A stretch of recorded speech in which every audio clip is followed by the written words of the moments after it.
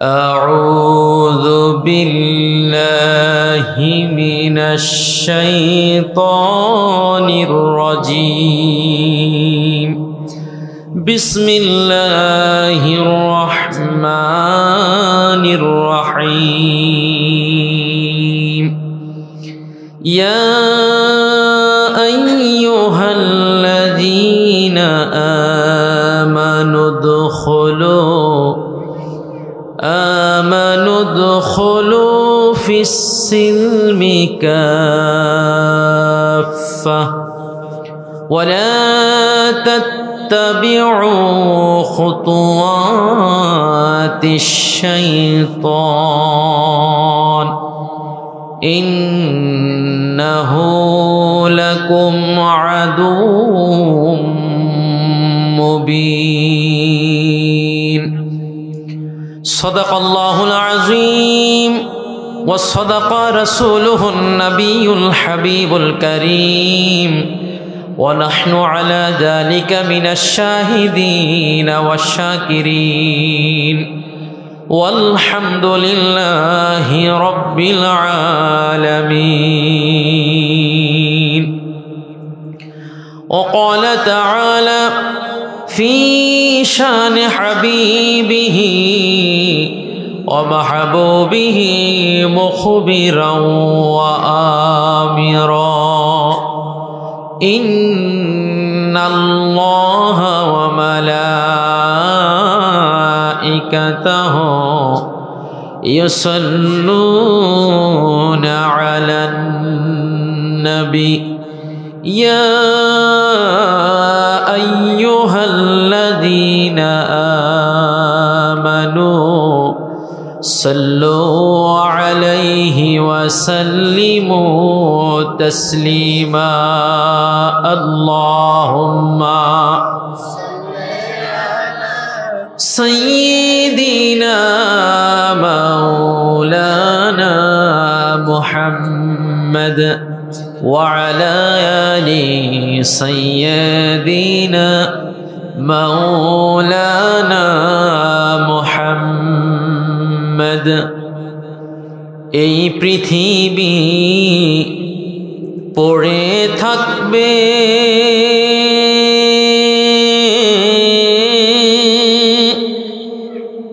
একদিন আমি থাকব না, সবাই আমায় ভুলে যাবে, সবাই আমায় ভুলে যাবে, আমার দয়াল নবীজি ভুলবেন না। আল্লাহুম্মা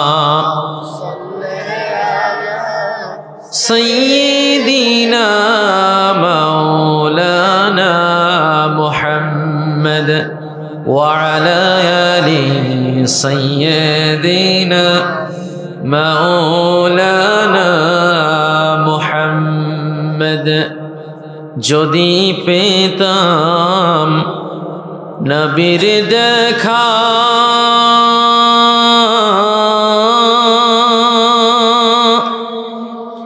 মুছে যেত আমার মনের ব্যথা, দেখা দাও গো প্রাণের নবীজি, দিদার দাও গো দয়াল নবীজি, স্বপ্ন যোগেতে আসিয়া। আল্লাহুম্মা সাইয়্যিদিনা মাওলানা মুহাম্মদ ওয়া আলা আলি সাইয়্যিদিনা مولانا محمد صلى الله عليه وسلم. الحمد لمن قدر خيرا وخبالا الحمد لمن قدر خيرا وخبالا والشكر لمن صور حسنا وجمالا والشكر لمن صور حسنا وجمالا فرد صمد عن صفة الخلق بريء فرد صمد عن صفة الخلق بريء رب أزلي خلق الخلق كمالا رب أزلي خلق الخلق كمالا لا ضد ولا ند ولا حد لمولى لا ضد ولا ند ولا حد لمولى الآن كما كان ولم يلق زوالا الآن كما كان ولم يلق زوالا اللهم صل وسلم وبارك عليه মুআজ্জাজ মুহতারাম আপনারা সবাই কেমন আছেন আলহামদুলিল্লাহ আলহামদুলিল্লাহ আল্লাহর প্রশংসায় আমরা সকলে ভালো আছি ভালো রাখার মালিক কে আল্লাহ আবার অসুস্থ করার মালিকও কে আল্লাহ যে আল্লাহ তাবারাক ওয়া তাআলা জাল্লা জালালুহু ওয়া আম্মা নওয়ালুহু এই ঐতিহ্যবাহী জয়নগর আদর্শ গ্রাম এবং আশেপাশের এলাকা থেকে যে আল্লাহ তাআলা আমাদেরকে যাচাই বাছাই করে এই মকবুল জান্নাতের এই ময়দানে কোরআন সুন্নাহ সার নির্যাস কিছু আলোচনা শোনার জন্য যে আল্লাহ পাক আমাদেরকে হাজারো মানুষ থেকে আলাদা করে এমন একটি মোতাবারক মুনাওয়ার মুকদ্দাস মুতাহহার জান্নাতের টুকরা দ্বীনি মজলিসে আসার বসার এবং আলোচনা শোনার জন্য সুযোগ করে দিয়েছেন।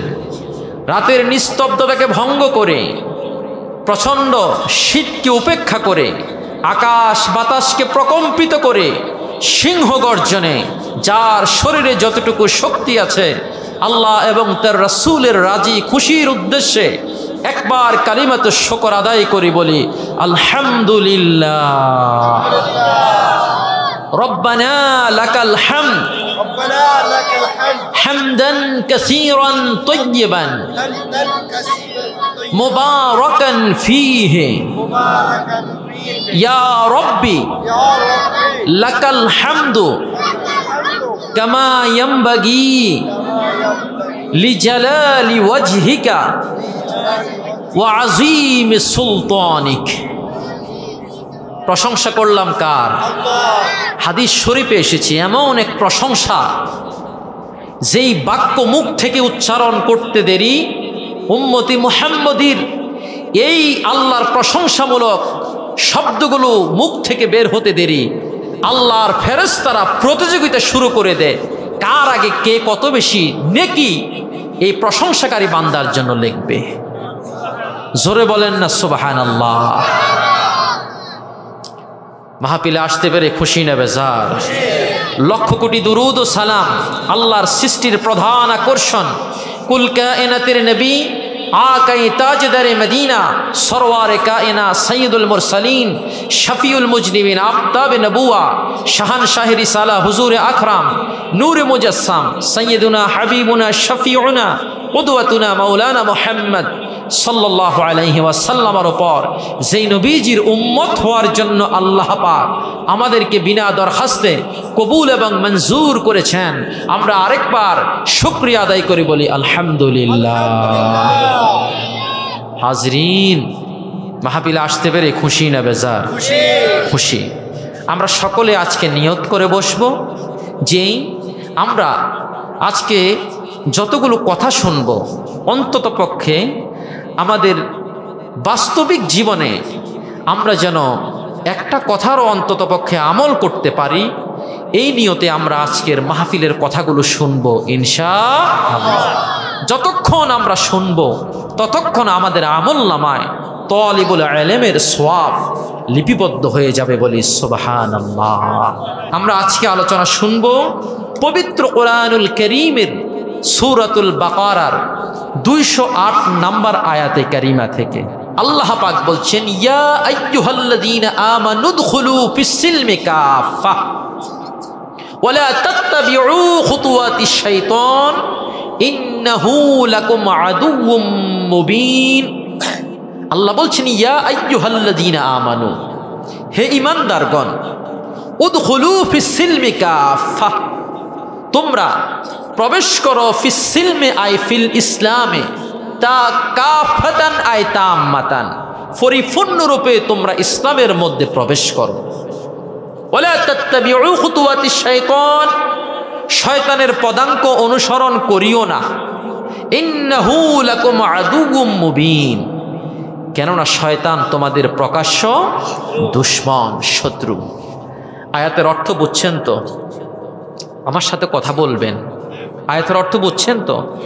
আল্লাহ ঈমানদারদেরকে বলছেন, হে ঈমানদারগণ, তোমরা সকলে ইসলামের মধ্যে পরিপূর্ণরূপে প্রবেশ করো, শয়তানের পদাঙ্ক অনুসরণ করিও না, শয়তান আমাদের প্রকাশ্য শত্রু, দুশমন।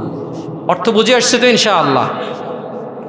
এই আয়াতটা এত বেশি গুরুত্বপূর্ণ, এত বেশি তাৎবিক এই আয়াতের মধ্যে।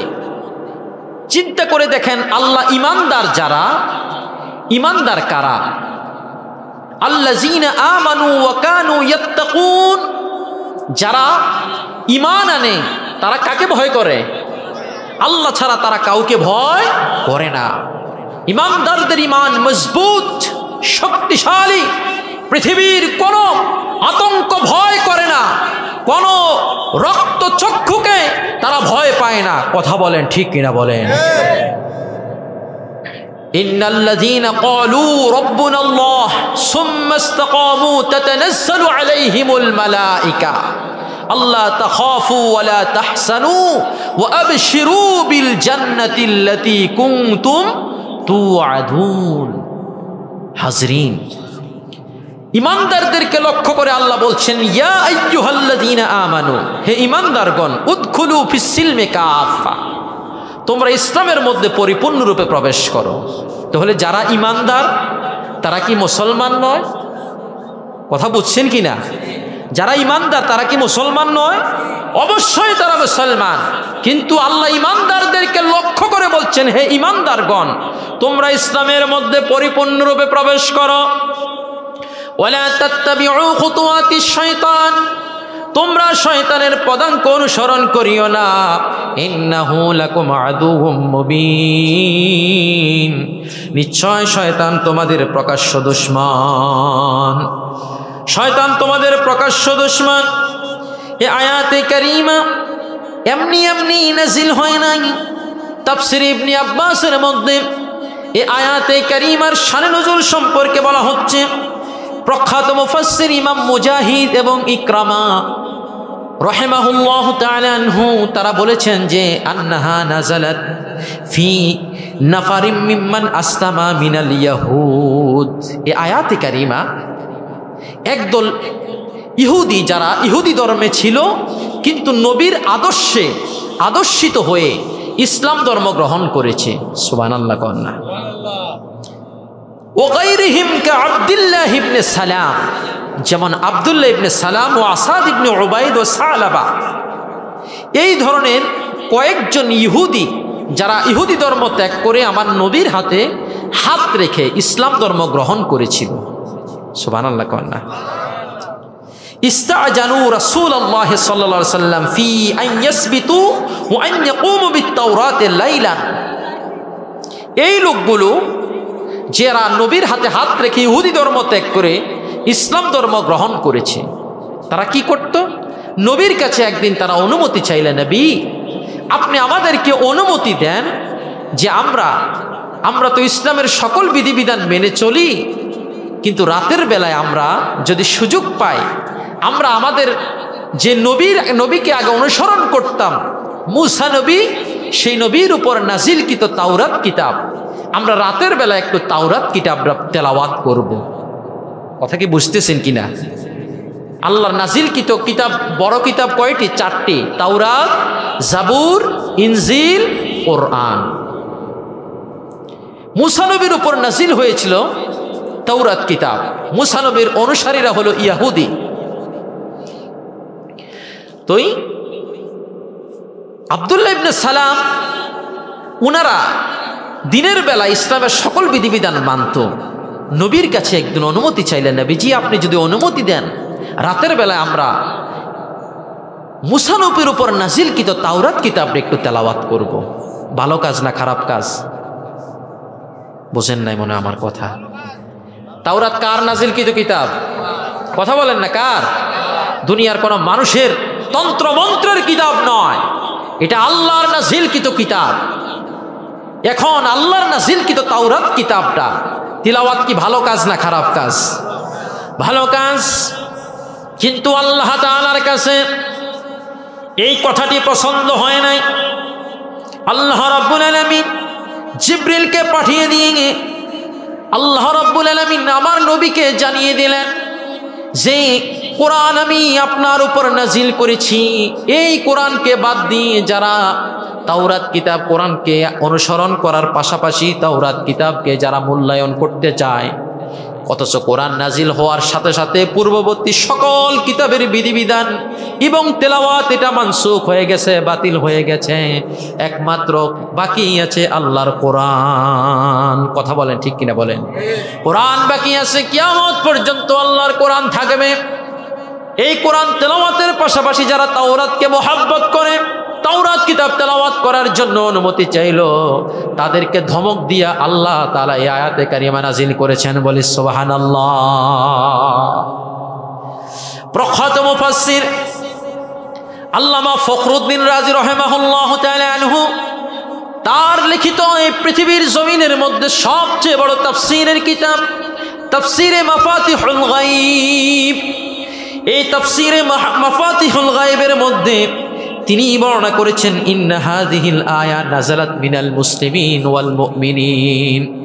এই আয়াতে কারিমা আল্লাহ নাজিল করেছেন একদল মুসলমানের উপর, একদল মুমিনের উপর। আহলাল কিতাব এবং আহলে কিতাবকে আব্দুল্লাহ ইবনে সালাম এবং তার অনুসারী যে ওয়াগাইরুহুম হিনা আমানু বিমুহাম্মাদিন সাল্লাল্লাহু আলাইহি ওয়াসাল্লাম, যখন তারা আমার নবীর হাতে হাত রেখে ইসলাম ধর্ম গ্রহণ করেছিল, সুম্মা আযযামু শাআইরা শরীয়তি মূসা, এরপর তারা শরীয়তে মুসার উপর নাজিলকৃত তাওরাত কিতাবকে একটু সম্মান করতে চেয়েছিল, রাতের বেলা তেলাওয়াত করার অনুমতি চাইছিল, কিন্তু আল্লাহ তাআলা এই বিষয়টা একটু বরদাস্ত করেননি, মেনে নিতে পারেননি। আল্লাহ তাআলা তাদেরকে ধমক দিয়ে পবিত্র কোরআনুল কারীমের সূরা বাকারার 208 নম্বর আয়াতে কারিমা নাজিল করে আল্লাহ বলে দিলেন, ইয়া আইয়ুহাল্লাযীনা আমানু দুখুলু ফিস-সিলমি কাফা, হে ঈমানদারগণ তোমরা ইসলামের মধ্যে পরিপূর্ণরূপে প্রবেশ করো। ওয়ালা তাত্তাবিউ খুতুওয়াতিশ শাইতান, তোমরা শয়তানের পদাঙ্ক অনুসরণ করিও না। ইন্নাহু লাকুম আদুউম মুবিন, নিশ্চয় শয়তান হলো তোমাদের প্রকাশ্য দুশমন। কথা বলেন ঠিক কিনা? কিন্তু আল্লাহর নাজিলকৃত তাওরাত কিতাব রাতের বেলা একটু তেলাওয়াত করার জন্য নবীর কাছে অনুমতি চাইলো, কিন্তু আসমান থেকে ধমক চলে আসলো। সূরা বাকারার 208 নম্বর আয়াতে কারিমা নাজিল করে আল্লাহ ধমক দিয়ে বলে দিলেন, যারা ইসলাম ধর্ম গ্রহণ করেছে, ইসলাম কি পরিপূর্ণ জীবন ব্যবস্থা কিনা? কথা বলেন না। আল্লাহ বলেছেন ইন্নাদ দীনা ইনদাল্লাহিল ইসলাম, নিশ্চয় আল্লাহর নিকট মনোনীত একমাত্র জীবন ব্যবস্থা হলো ইসলাম। কথা বলেন ঠিক কিনা? আল্লাহ বলছেন আল ইয়াউমা আকমালতু লাকুম দীনাকুম ওয়া আতমামতু আলাইকুম নি'মাতি ওয়া রাদিতু লাকুমুল ইসলাম দীনা। আল ইয়াউমা আকমালতু লাকুম দীনাকুম, এই আয়াতে কারিমা কোন নবীর উম্মতের উপর নাজিল হয় নাই, কোন নবীর রাসূলের উপর আল্লাহ নাজিল করেন নাই। আমার নবীর উপর আল্লাহ তাআলা নাজিল করে বলে দিলেন আল ইয়াউমা আকমালতু লাকুম দীনাকুম। নবী 1,24,000 নবী 313 জন রাসূল পাঠালাম, কারো মধ্য দিয়ে আমি ইসলামকে পরিপূর্ণ করি নাই, আমি আপনার মধ্য দিয়ে ইসলামকে পরিপূর্ণ করেছি। বলি সুবহানাল্লাহ। এই পরিপূর্ণ ইসলামকে পাওয়ার পরেও যারা ইহুদি ধর্মের নবীর উপর নাযিলকৃত তাওরাত কিতাবকে যারা মুহাব্বত করতে চায়, আসমানে আল্লাহ তাআলা বরদাস্ত করেননি, তিনি দমক দিয়ে এই আয়াতে কারিমা তিনি নাজিল করে বলে দিলেন, যারা ইসলাম ধর্ম গ্রহণ করেছে, ইসলাম ধর্ম ব্যতীত অন্য কোন ধর্মের সামান্য বিষয় তারা অনুসরণ করতে পারবে। একদিন হযরত উমর ইবনুল খাত্তাব রাদিয়াল্লাহু তাআলা আনহু তাওরাত কিতাবের একটা সিরা পৃষ্ঠা নিয়ে আল্লাহর নবী সাল্লাল্লাহু আলাইহি ওয়াসাল্লামের সামনে ধরে তাওরাতটা তেলাওয়াত করতে লাগলেন। কি তাওরাত কিতাবের একটা পৃষ্ঠা ওমর পেয়েছেন, ফের নবীর সামনে এসে তাওরাতের ওই পৃষ্ঠাটা তেলাওয়াত করতে লাগলেন। নবীজি এমনিতে এত সুন্দর ছিল আমার নবী, চেহারাটা মলিন হয়ে গেল, চোখগুলো রক্তবর্ণের হয়ে গেল। ওমরকে একটা ধমক দিয়ে বললেন, ইয়া ওমর, লাউ কানা মূসা হাইয়ান লাত্তাবা'নি, যদি এই মুহূর্তে আল্লাহর নবী মূসা বেঁচে থাকতেন, তার তাওরাত কিতাব রেখে দিয়ে আমি নবীর হাতে হাত রেখে আমি নবীর দ্বীনকে অনুসরণ করতে। বলি সুবহানাল্লাহ। লাউ কানা মূসা হাইয়ান লাত্তাবা'নি, এই মুহূর্তে যদি আল্লাহর নবী মূসা তিনি যদি জীবিত থাকতেন তাহলে তিনি আমার অনুকরণ করতেন। বলি সুবহানাল্লাহ।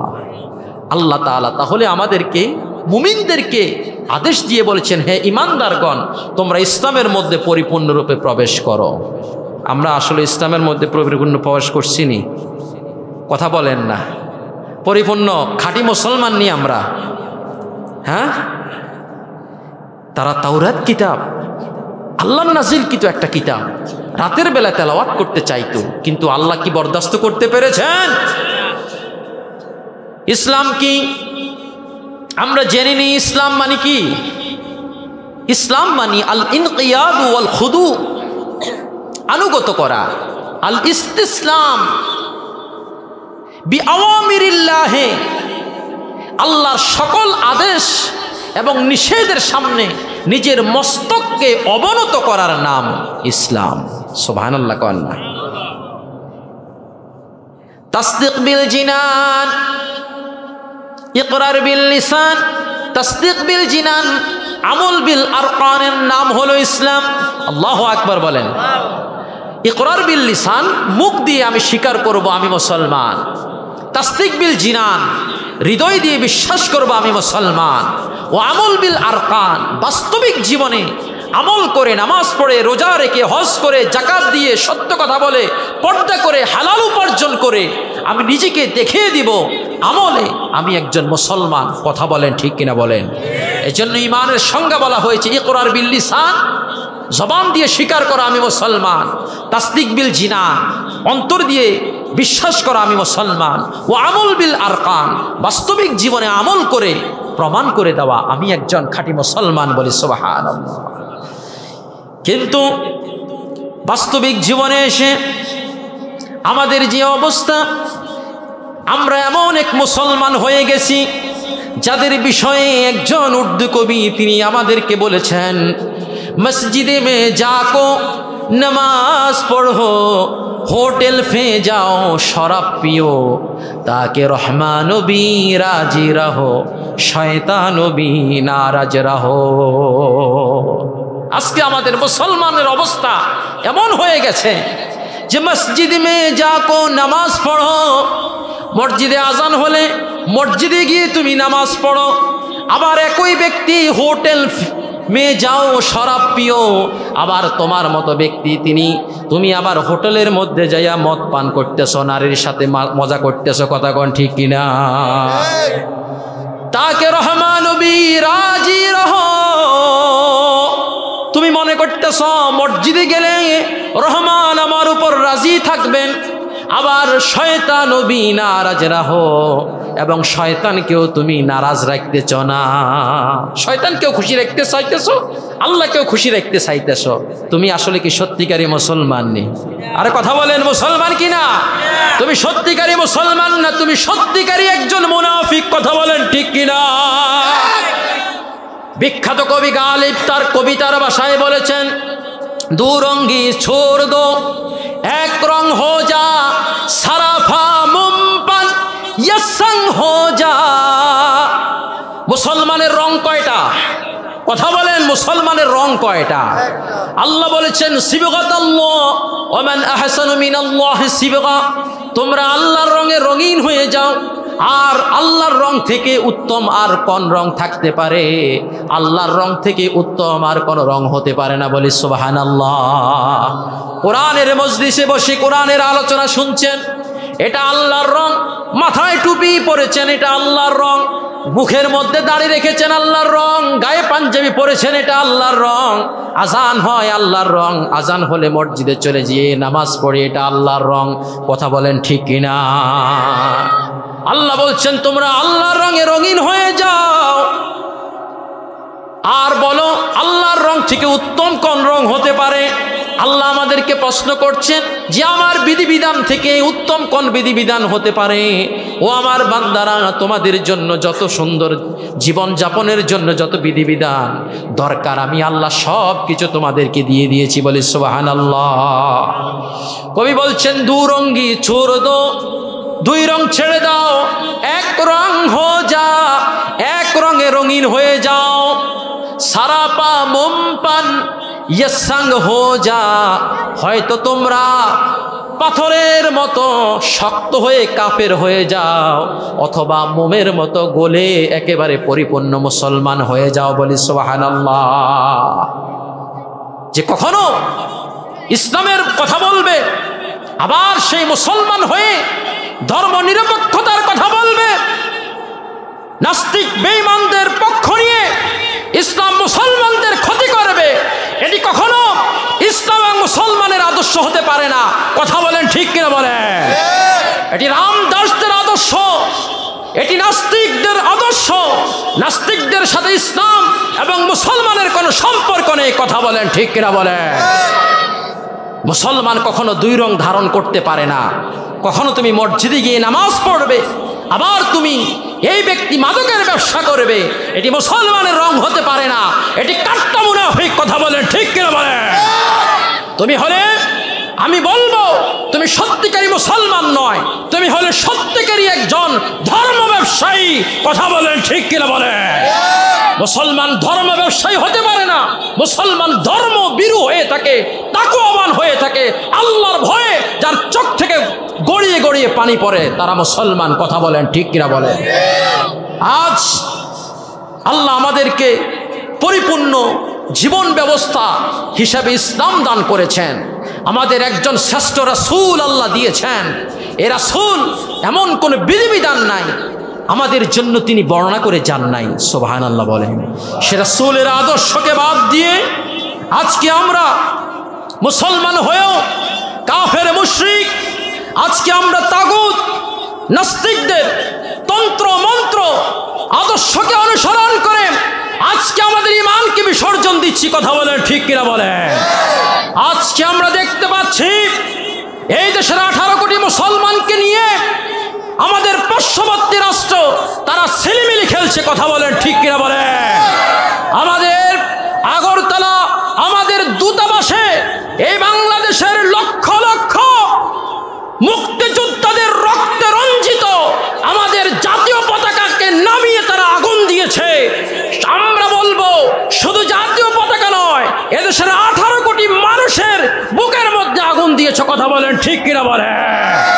এই স্বাধীন সার্বভৌম রাষ্ট্রের মধ্যে মমতা ব্যানার্জি তিনি বলছেন শান্তিরক্ষী মিশন পাঠানোর জন্য। একটা স্বাধীন সার্বভৌম রাষ্ট্রের মধ্যে শান্তিরক্ষী মিশন পাঠানো এটি সম্পূর্ণ সংবিধান পরিপন্থী, জাতিসংঘের পরিপন্থী আইন। কথা বলেন ঠিক কিনা বলেন? আজকে একজন হিন্দু পুরোহিত ইসকন চিন্ময় কুমার দাসকে গ্রেপ্তার করা নিয়ে, যাকে ইসকন থেকেও বহিষ্কার করা হয়েছিল 2023 সালে, যার অপকর্ম, যার অন্যায়, অত্যাচার, জুলুম, নির্যাতনে হিন্দু সম্প্রদায় থেকে তাকে বরখাস্ত করেছে। আমরা দেখেছি জুলাই আগস্টের বিপ্লবে এদেশের হাজারো হাজারো ছাত্রের রক্ত জমিনের মধ্যে পড়ে আছে। এটা নিয়ে বিশ্বের কোন রাষ্ট্র একটা কথা বলে নাই। এক চিন্ময় কুমার হিন্দুকে গ্রেফতার করার কারণে আজকে অমুসলিম রাষ্ট্রগুলো একজোট হয়ে বাংলাদেশের বিপক্ষে লেগেছে। কথা বলেন ঠিক কিনা বলেন? আমরা বলবো যেই হাজার হাজার জুলাইয়ের ছাত্রদের রক্তে রঞ্জিত হয়েছে দেশ, স্বৈরাচার বিদায় হয়েছে, তখন তোমরা কথা বলো নাই। এখন একজন চিন্ময় কুমার দাসকে গ্রেফতারের কারণে তোমরা যে হুঙ্কার দিচ্ছ, আমরা বুঝবো এদেশের বিরুদ্ধে যে একটা ষড়যন্ত্রের নীল নকশা তোমরা পেতে রেখেছো, আমরা সেটা বুঝতেছি। কথা বলেন ঠিক কিনা বলেন? আমরাও তোমাদেরকে হুঁশিয়ারি দিয়ে বলে দিচ্ছি, এদেশের 93% মুসলমান 1971 সালে এদেশকে স্বাধীন করার জন্য যেভাবে রাস্তায় ঝাঁপিয়ে পড়ে রক্ত দিয়ে এদেশকে স্বাধীন করেছিল, যদি এদেশটাকে কাফের মুশরিক নাস্তিক মুরতাদ এদেশ থেকে যদি আবার বিতাড়িত করতে হয়, আরেকবার আমরা সেই যুদ্ধে ঝাঁপিয়ে পড়বো। কথা বলেন ঠিক কিনা বলেন? আল্লাহ বলছেন ইসলামের মধ্যে পরিপূর্ণরূপে তোমরা প্রবেশ করো। আর আমরা মুসলমান হয়ে আজকে আমাদের যে বৈবাহিক অনুষ্ঠান, বিবাহ শাদী, সেটা শুরু হয় একটা হিন্দুদের কালচার, সংস্কৃতি, গায়ে হলুদের মধ্য দিয়ে। আপনাদের এলাকায় আসেনি? কথা কোন আসেনি? আপনারা বলেন হুজুর একজন আছে। আমিও আলহামদুলিল্লাহ 4 বিভাগ থেকে কামিল করেছি। হাদিস, তাফসির, ফিকা, আদব, 4 বিভাগ থেকে আমি তাফসির করেছি। হাদিস কামিল অধ্যায় শেষ করেছি। কিতাবুন নিকাহ পড়েছি। কোরআনের অসংখ্য নিকাহ সম্পর্কে, বিবাহ সম্পর্কে অনেকগুলো আয়াত পড়েছি। কথায়ও গায়ে হলুদের সামান্য পরিমাণ ছিটা ফোটার সামান্য কিছু আমি কথায়ও পাই নাই। আপনারা কেউ পাইছেন কি না? বোঝেন নাই মনে হয়। গায়ে হলুদের সাথে ইসলাম মুসলমানের কোনো সম্পর্ক নাই। জেনে রাখবেন, শুনে রাখবেন, মুসলমানের বিবাহ শাদী এটা বিবাহ নয়, এটা একটা পবিত্র ইবাদত। কথা বলেন ঠিক কিনা বলেন? এর মধ্য দিয়ে আল্লাহ তাআলা বনি আদমকে ফায়দা করার ব্যবস্থা রেখেছেন। কিন্তু গায়ে হলুদের মতো হিন্দু সংস্কৃতির মধ্য দিয়ে যেই বিবাহ শাদী অনুষ্ঠান শুরু হবে, আপনি কখনোই সেই দাম্পত্যের ঘরের মধ্যে একজন নেককার সন্তান আশা করতে পারেন না। কথা বলেন ঠিক কিনা বলেন? ওই দম্পতির ঘরের মধ্যে জন্ম নিবে ডিপজলের মতো মাস্তান, সাকিব খানের মতো ইজ্জতহীন, চরিত্রহীন নায়ক। কথা কোন ঠিক কিনা বলেন? আব্দুল কাদের জিলানী রাহিমাহুল্লাহু তাআলা আনহু, উম্মুল খায়র ফাতেমা রাহিমাহুল্লাহু তাআলা আনহা, তার মা তাকে পেটে নিয়ে আল্লাহর কোরআন পড়েছিলেন। কোরআন পড়তে পড়তে 18 পারা কোরআন যিনি মায়ের পেটে থেকে শুনে শুনে মুখস্থ করে যার জন্ম হয়েছিল। সুবহানাল্লাহ কন না? আর আজ যদি একটা ছোট্ট কোলের সন্তানের সামনে আপনি মিউজিক হলা একটা গান বাজান, ওই সদ্য জন্মগ্রহণ করা ছোট্ট সেই সন্তানটা গানের তালে তালে হাত পা একটু নাড়তে থাকে। কথা কোন ঠিক কিনা বলে? এটা কেন? সে কি দুনিয়ায় আসার আগে কি শিখিয়ে এসছে? আল্লাহ কি প্রত্যেকটা সন্তান এই পৃথিবীতে কুল্লু মাউলুদিন ইউলাদু আলাল ফিতরাত, প্রত্যেকটা সন্তানকে আল্লাহ নিষ্পাপ অবস্থায় পৃথিবীতে পাঠান। ফাআবাওয়াহু ইউহাউদানিহি আও ইউনাসরানিহি আও ইউমাজ্জিসানিহি, তার পিতামাতা তাকে ইহুদি বানায়, তাকে খ্রিস্টান বানায়, তাকে অগ্নি উপাসক বানায়। অর্থাৎ পিতামাতা তাকে যেভাবে পরিচালিত করে সে সেভাবে মানুষ হয়ে ওঠে। পিতামাতা যদি তাকে দ্বীন, শরীয়ত, ইসলাম, তালিম, তরবিয়ত, আদব, কায়দা, আখলাক, সিরাত, সুরাত এগুলো দিয়ে শিক্ষা দিয়ে ওঠে, এই ছেলেটি আর ছেলে হয় না, এই ছেলেটি একজন আওলাদুস সালেহ, নেককার সন্তান হয়ে যায়। বলি সুবহানাল্লাহ। আর যদি মা সন্তানকে পেটে রেখে গান বাজনা, সিনেমা, বায়োস্কোপ, থিয়েটার, ইউটিউব, ফেসবুকের মধ্য দিয়ে যদি খারাপ, অশ্লীল, বেগানা পুরুষের ছবি এগুলো দেখে, তাহলে সন্তান পেটের মধ্যে থেকে এগুলো শিখে এই সন্তান কখনো ভালো হয় না বড় হয়ে। কথা বলেন ঠিক কিনা বলেন? আজকে কি বিবাহিক সম্পর্ক, আজকে এগুলো কি তালাকের সংখ্যা কমতেছে না বাড়তেছে? কথা বলেন, তালাকের সংখ্যা কমতেছে না বাড়তেছে? কিন্তু এদেশের মুরব্বীরা যারা একটা মুরগি জবাই করে বিয়ে হয়েছিল, কথা কন না, একটা দুইটা মুরগি জবাই করে সব মানুষের খাওয়াইছে, আর আজকে এক একজন মানুষকে যে খাবার দেয় এক একটা ডিশের দাম পড়ে প্রায় 500-600 টাকা, কথা কন ঠিক কিনা বলেন? এরপরও বিয়ে শাদী 2 বছর 3 বছর 4 বছর না যাইতে বিয়ে ভেঙে যায়। কারণ কি? জেনে রাখবেন মুকদ্দমাতুল হারামে হারাম, যেই কাজটা হারামের মধ্য দিয়ে শুরু হয়েছে এটা কখনোই স্থায়ী নয়, এটা একদিন ভেঙে যাবে, কথা বলেন ঠিক কিনা বলেন? আসুন, এজন্য আল্লামা ইকবাল রাহিমাহুল্লাহু তাআলা আনহু তিনি আজ থেকে অনেক আগে বলে গেছেন, আমাদের মুসলমানদের অবস্থা দেখে চাল চলনে খ্রিস্টান তুমি, হিন্দু তুমি সভ্যতায়, এই তো সেই মুসলিম জাতি ইহুদি দেখেও যাকে লজ্জা পায়, কথা কোন ঠিক কিনা বলেন? চাল চলনে আজকে আমরা খ্রিস্টানের মতো অনুসরণ করি, সভ্যতাগুলো এখনো হিন্দুদের সভ্যতাকে আঁকড়ে ধরে আছি। এমন এক অবস্থা যে আমরা এমন এক মুসলমান জাতি যাদেরকে দেখে সারা পৃথিবীর কাফের মুশরিকরা ভয় পাওয়ার কথা, সেখানে আজকে তারা আমাদেরকে চোখ রাঙানি দেয়, আমাদের অবস্থা দেখে তারা হাসে, কথা বলেন ঠিক কিনা বলেন? হাজরিন, জেনে রাখুন, শুনে রাখুন, ইসলাম এত সহজ নয়। আল্লাহর হাবিব সাল্লাল্লাহু আলাইহি ওয়াসাল্লাম তিনি বলেছেন যে তাসদীকুন নবী সাল্লাল্লাহু আলাইহি ওয়াসাল্লাম বিমা জাআ বিহি, যে আমার নবী যা কিছু নিয়ে তিনি আগমন করেছেন আল্লাহর পক্ষ থেকে, এগুলোকে পরিপূর্ণ রূপে মানার নাম হলো ইসলাম। সুবহানাল্লাহ কন্যা।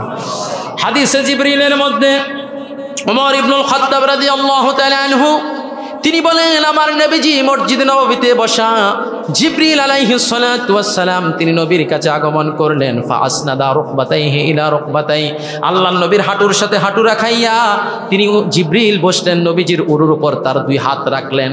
নবীকে প্রশ্ন করলেন, ইয়া রাসূলুল্লাহ, ইয়া হাবিবাল্লাহ, ফাআখবিরনি আনিল ইসলাম, নবী গো ইসলামটা কি?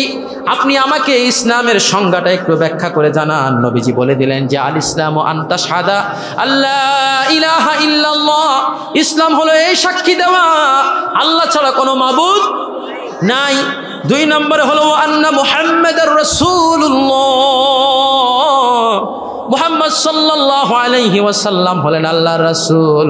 ও তুকিমাস সালাত, নামাজ প্রতিষ্ঠা করবে, ও তুতিয়াজ যাকাত, যাকাত প্রদান করবে, ও তাহুজ্জাল বাইতা, এবং হজ করবে, ইনিস্তাতা'তা ইলাইহি সাবিলা, যদি তোমাদের সক্ষম হও, সমর্থবান হও, তাহলে তোমরা যাকাত দিবা, আল্লাহর ঘরে গিয়ে হজ করবা, এটার নাম হলো ইসলাম। তিনি বললেন যে সাদাক্তা, আপনি সত্য কথা বলেছেন। সুবহানাল্লাহ কন্যা। জিবরিল প্রশ্ন করলেন, আবার জিবরিলে বললেন যে আপনি সত্য কথা বলেছেন। এখন এই ইসলাম এত সহজ নয়। আমি ইসলাম ধর্ম গ্রহণ করে নিজেকে মুসলমান দাবি করি, আবার আমি সেই মুসলমান হয়ে অন্যায় কাজ করি, গুনার কাজ করি, তাহলে বুঝতে হবে আমি পরিপূর্ণ মুসলমান নয়, কথা বলেন ঠিক কিনা? মারতাবাতুল ঈমানে সালাসা, হাদিস শরীফের মধ্যে এসেছে ঈমানের যে স্তর রয়েছে, ঈমানের স্তর হলো 3টি। কয়টি? ঈমানের স্তর হলো 3টি। 1 নাম্বার হলো ঈমান লফজি, 1 নাম্বার হলো ঈমান লফজি, 2 নাম্বার হলো ঈমানে জহনি, 3 নাম্বার হলো ঈমানে গায়বি। আমার কথা কি আপনারা বুঝতেছেন তো? ঈমানের স্তর, নিজেদেরকে যে আমরা মুমিন দাবি করি, এই ঈমানের স্তর রয়েছে মারতাবাতুল ঈমানে সালাসা, ঈমানের 3টি স্তর রয়েছে। 1 নাম্বার স্তর হলো যে ঈমানে লফজি, মানে লফজি মানে কালিমা উচ্চারণ করা, শব্দ উচ্চারণ করা, যে লা ইলাহা ইল্লাল্লাহ মুহাম্মাদুর রাসূলুল্লাহ, যে মুখ দিয়ে কালিমা উচ্চারণ করা যে আল্লাহ ছাড়া কোনো মাবুদ নাই, এই কালিমা উচ্চারণ করা, মুহাম্মদ সাল্লাল্লাহু আলাইহি ওয়াসাল্লাম আল্লাহর রাসূল, এটা হলো ঈমানে লফজি। 2 নম্বর হলো ঈমানে জহনি। ঈমানে জহনি হলো একজন লোক যখন ঈমানে লফজি উচ্চারণ করার পরে এই ব্যক্তি ঈমানে, 2 নম্বর হলো ঈমানে জহনি, অর্থাৎ এই ব্যক্তি ঈমান আনার পরে এই ব্যক্তি আল্লাহর সকল বিধিবিধান, ফরজ, ওয়াজিব, সুন্নাত, নফল, মুস্তাহাব সকল বিধিবিধানগুলো মেনে চলবে। সুবহানাল্লাহ। এটা হলো ঈমানে জহনি। 3 নম্বর হলো ঈমানে গায়বি। ঈমানে গায়বি হলো এমন ঈমান যে এই লোকটা তার গোটা জীবনের মধ্যে আল্লাহর আদেশের বাইরে গিয়ে একটা কাজও করবে না। যতগুলো কাজ আল্লাহ করার জন্য আদেশ করেছেন সমস্ত কাজগুলো করবে, যেগুলো করা থেকে নিষেধ করেছেন এই ব্যক্তি একটা কাজও সেগুলো স্পর্শ করবে না। বলি সুবহানাল্লাহ। ইমানের তিনটা স্তর, ইমানে লফজি, 2 নম্বর ইমানে জাহেনি, 3 নম্বর ইমানে গায়বী। ইমানে লফজি হলো মুখ দিয়ে উচ্চারণ করা লা ইলাহা ইল্লাল্লাহ মুহাম্মাদুর রাসূলুল্লাহ সাল্লাল্লাহু আলাইহি ওয়াসাল্লাম।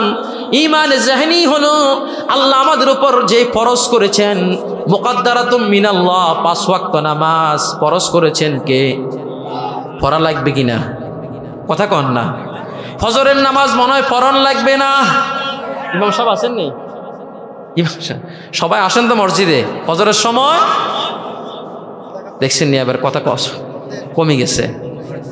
কেমন মুসলমান আমরা, কেমন মুসলমান! এই জন্য তো ইহুদি খ্রিস্টানরা বলে, ওই মুসলমানরা জেনে রাখো, যেদিন জুমার সময় তোমাদের মসজিদে যে পরিমাণ মুসল্লি হয়, যেদিন দেখবা যেদিন থেকে ফজরের সময় এই পরিমাণ মুসল্লি হয়, সেদিন থেকে জেনে রাখবে গোটা পৃথিবীব্যাপী নেতৃত্ব কর্তৃত্ব দিবে একমাত্র মুসলমানেরা। কথা বলেন ঠিক করে বলে। আজকে আমরা ফজরের সময় মুসলমান হয়ে কেমনে ঘুমাই থাকি মুনাফিকের মতো, দিনহীনের মতো। আজানের শব্দ কানে যাওয়ার পরেও কেমনে আমরা ঘুমাই থাকি, কেমন মুসলমান আমরা! আল্লাহ মাফ করুক, বলি নাউজুবিল্লাহি মিন যালিক। নামাজ পড়বেন তো ইনশাআল্লাহ? এক ওয়াক্ত নামাজ জীবনে ছাড়বেন না। নামাজটাকে নিজের জীবনের সঙ্গী বানিয়ে নেন, আল্লাহ তাআলা আপনার সব কাজকর্মের দায়িত্ব আল্লাহ নিয়ে নেবেন। বলি সুবহানাল্লাহ। তাহলে সকল প্রকার ফরজ ওয়াজিবগুলো মানা, এটা হলো ইমানে জাহেনি। আরেকটা ইমানের স্তর হলো ইমানে গায়বী। ইমানে গায়বী হলো এমন ইমান, ফরজ ওয়াজিবের পাশাপাশি সুন্নত নফল মুস্তাহাব একটা আমলও এই ব্যক্তি ইমানদার ছাড়ে না। বলি সুবহানাল্লাহ। সকল সাহাবীর ইমান ছিল ইমানে গায়বী, তাদের ইয়াকিন ছিল হাক্কুল ইয়াকিন। সকল সাহাবীর ইমান ছিল ইমানে গায়বী, আর তাদের ইয়াকিন ছিল হাক্কুল ইয়াকিন। উমদাতুল কারি শরহ সহিহুল বুখারী থেকে আপনাদেরকে একটা হাদিস শোনাচ্ছি যে সাহাবীদের ঈমান কেমন ছিল, কেমন মজবুত ছিল। আজকে আমাদের ঈমান এমন অবস্থা হয়ে যায়, ভোটের সময় দেখা যায় একজন যদি এসে আমাদেরকে একটা 500 টাকার নোট দিয়ে যায়, ভোটটা একদিকে চলে যায়। আরেকজন এসে যদি 1000 টাকার একটা কসকসে নোট দিয়ে যায়, ভোটটা আবার ঘুরে যায়। কথা কন না? ঈমান আছে না নাই? কেমন মানুষ আমরা! 5 বছরের জন্য একজন প্রতিনিধি নির্বাচিত করব আমাদের খেদমতের জন্য, কিন্তু সেই লোকটার কাছে আমি মানুষ হয়ে মানুষের কাছে বিক্রি হয়ে যাচ্ছি। কথা কন? বিক্রি হয়ে যাচ্ছি। কেমন মানুষ আমরা! নিজেকে বিক্রি করে দিচ্ছি, নিজেকে গোলাম বানিয়ে নিচ্ছি আগামী 5টা বছরের জন্য। কথা বলেন ঠিক কিনা? এজন্যই তো জনপ্রতিনিধিরা প্রতিনিধি হওয়ার আগে মানুষের দ্বারে দ্বারে যায়। এরপরে এমন একটা সময় চলে এসেছে, শরীরে এমন চলে এসেছে, শক্তি চলে এসেছে, যারা অন্তত পক্ষে আমার আপনার যে কি পেয়ে, আমার আপনার দুর্বলতার সুযোগ পেয়ে অনেকে 2040 পর্যন্ত স্বপ্ন দেখেছিল। কথা বলেন ঠিক এরা?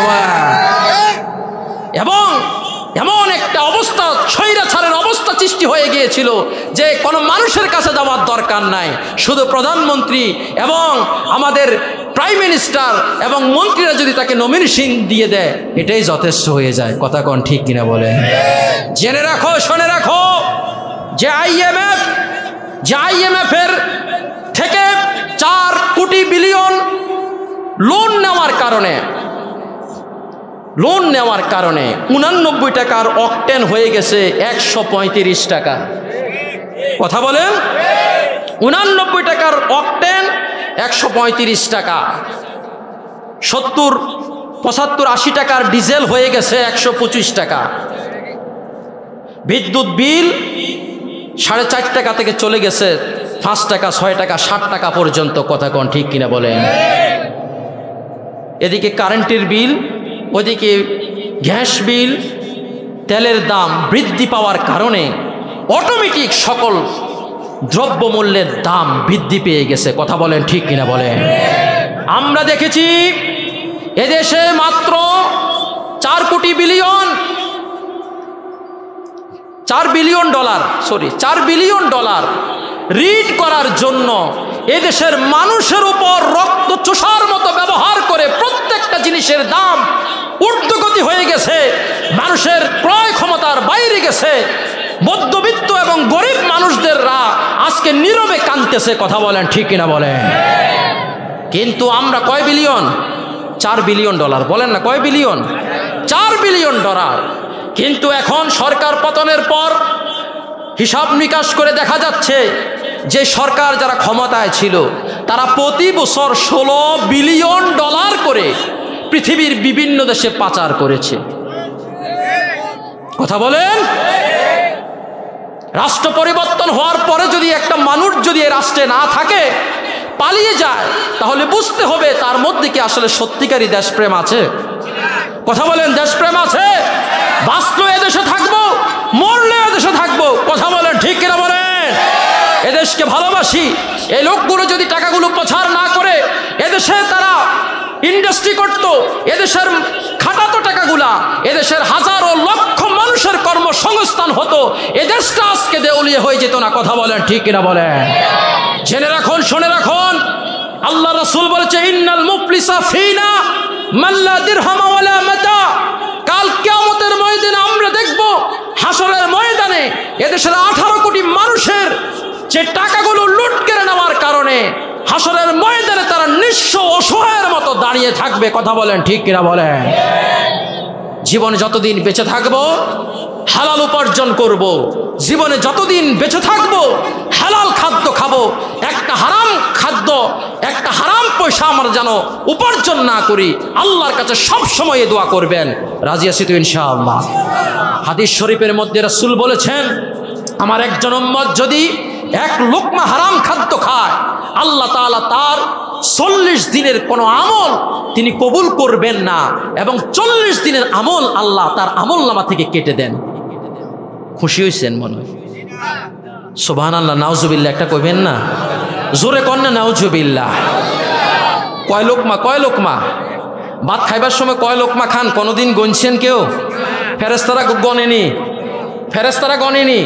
প্রত্যেকটা লোকমা কয়টা দিতে আছেন? 1 লোকমার ভিতরে কয়টা ভাত আছে প্রত্যেকটা কিন্তু ফেরেশতারা গনি রাখি দিতে আছে। কথা কন ঠিক কিনা বলেন? সব কিছু গনি রেখে দিচ্ছে। কাল কিয়ামতের ময়দানে আমাকে এগুলোর জাররা করে এগুলোর হিসাব দেওয়া লাগবে।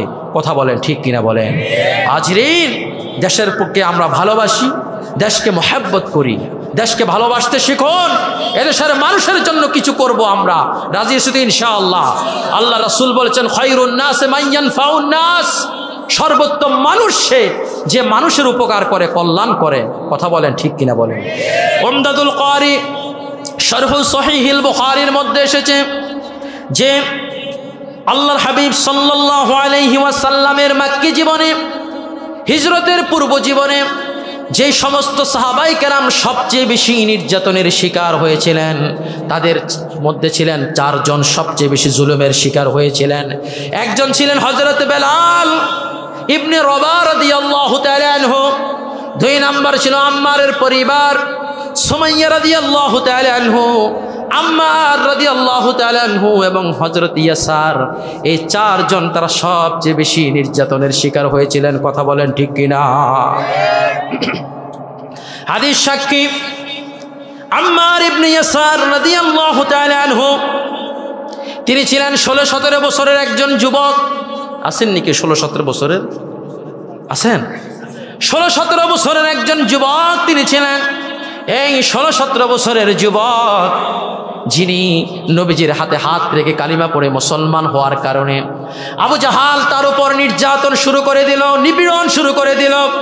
আবু জাহাল তাকে বাধ্য করলো দিন ত্যাগ করার জন্য, ধর্ম ত্যাগ করার জন্য। কিন্তু হযরতে আম্মার ইবনে ইয়াসারকে 1 কদম পর্যন্ত নাড়াতে পারে না। সুবহানাল্লাহ কইতেন, 1 কদম নাড়াতে পারে না। একদিন আবু জাহাল হযরত আম্মার ইবনে ইয়াসার রাদিয়াল্লাহু তাআলা আনহুকে মরুভূমির উত্তপ্ত বালুর উপরে টেনে টেনে হযরত আম্মার ইবনে ইয়াসারকে টেনে টেনে নিয়ে যাচ্ছেন মরুভূমির দিকে। মরুভূমির উত্তপ্ত বালুর উপর টেনে টেনে যখন তাকে নিয়ে যাচ্ছেন, তাকে কষ্ট দিচ্ছেন, শাস্তি দিচ্ছেন, আর আম্মার রাদিয়াল্লাহু তাআলা আনহু চিৎকার করছেন, নবীজির সাহাবায়ে কেরাম চতুর্দিকে আছে, কেউ আবু জাহালের ভয়ে একটা কথা বলার সাহস করতেছে না, মুখ খোলার সাহস করতেছে না।